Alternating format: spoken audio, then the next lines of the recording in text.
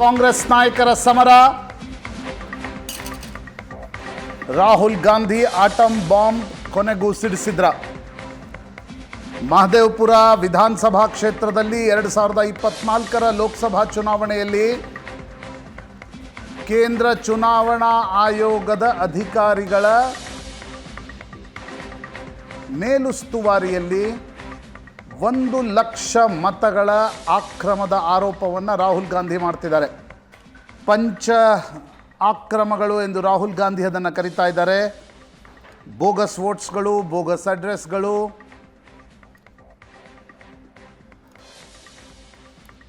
ಉತ್ತರ ಪ್ರದೇಶ್, ಮಹಾರಾಷ್ಟ್ರದಲ್ಲಿರುವ ಚುನಾವಣಾ ಆಯೋಗದ ಲೀಸ್ಟ್ನಲ್ಲಿರುವ ಹೆಸರುಗಳು ಮತ್ತು ಫೋಟೋ ಮಹದೇವಪುರದಲ್ಲಿ ಹೇಗೆ ಬಂದವು, ಕರ್ನಾಟಕದಲ್ಲೇ 7 ಕ್ಷೇತ್ರದಲ್ಲಿ ಆಕ್ರಮ. ಹೀಗಾಗಿ ಕಾಂಗ್ರೆಸ್ 16 ಗೆಲ್ಲಬೇಕಿತ್ತು, 9 ಗೆತ್ತು. BJP ಜಾಸ್ತಿ ಸೀಟ್ಗಳನ್ನು ಗೆದ್ದುಕೊಂಡಿದ್ದೇ ಕರ್ನಾಟಕದಲ್ಲಿ ಚುನಾವಣಾ ಆಯೋಗದ ಮೇಲುಸ್ತುವಾರಿಯಲ್ಲಿ ನಡೆಸಿದ ಆಕ್ರಮಗಳ ಕಾರಣದಿಂದ. ರಾಹುಲ್ ಗಾಂಧಿ ನೇರವಾಗಿರತಕ್ಕಂಥ ಆರೋಪ.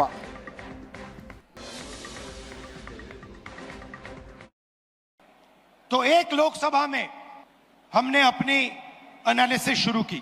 बेंगलोर सेंट्रल की लोकसभा और उसमें हमने एक विधानसभा चुनी, महादेवापुरा.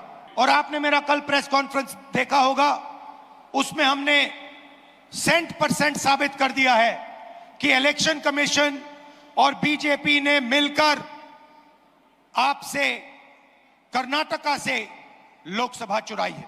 महादेवापुरा में 6.5 लाख वोट हैं असेंबली में, और उसमें से 1,250,000 वोट चोरी किए गए हैं. मतलब 6 में से 1 वोट इन्होंने चोरी किया है. 5 तरीके से चोरी की गई है.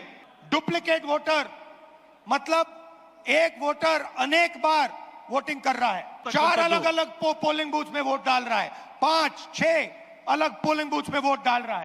कॉन्स्टिट्यूशन का फाउंडेशनल आइडिया है 1 मैन 1 वोट. इस पर इलेक्शन कमीशन और उसके सारे के सारे अफसर आक्रमण कर रहे हैं. इसका मतलब वो संविधान पर आक्रमण कर रहे हैं, हिंदुस्तान के गरीब जनता पर आक्रमण कर रहे हैं.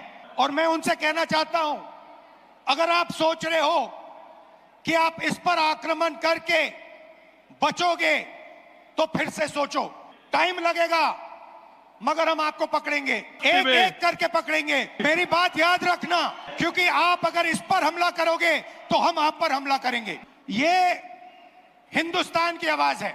याद रखिए, नरेंद्र मोदी 25 सीट की मार्जिन से प्रधानमंत्री हैं. 1 सीट हमने दिखा दी कि चोरी हुई है.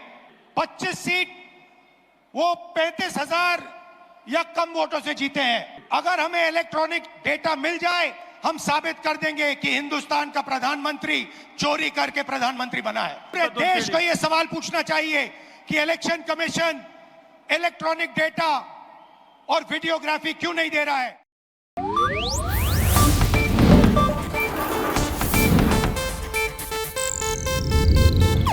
ಇದು ಏಷ್ಯಾನೆಟ್ ನ್ಯೂಸ್ ನೆಟ್ವರ್ಕ್ ಪ್ರಸ್ತುತಿ.